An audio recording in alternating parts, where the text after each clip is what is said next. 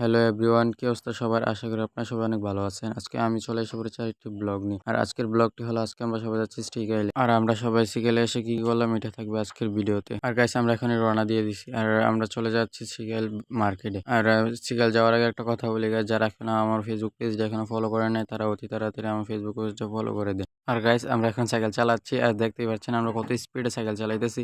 আর সবাই একসাথে সাইকেল চালাচ্ছি, অনেক ভালো লাগতেছে, অনেক মজা লাগতেছে গাইস। আর গাইস দেখতে দেখতে আমরা মার্কেটে চলে এসে পড়েছি।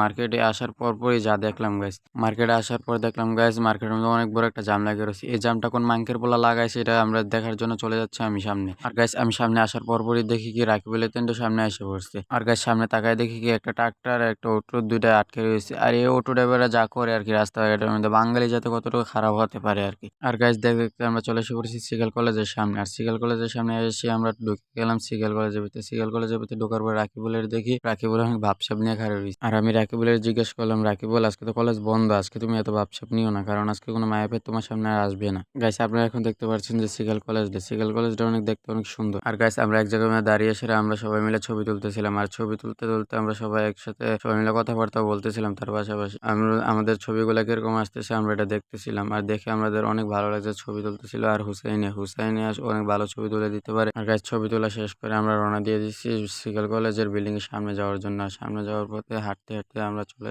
যাচ্ছি সিগাল কলেজের সামনে। আর গাইস অলরেডি আমরা চলে এসে পড়েছি সিগাল কলেজের সামনে। গাইস কলেজের সামনে এসে আমরা সবাই একসাথে বসে রয়েছি। আর গাইস আজকের ভিডিওটা এতটুকুই, সবাই আমাকে সাপোর্ট করবেন আশা করি। আলহামদুলিল্লাহ, আল্লাহ হাফেজ।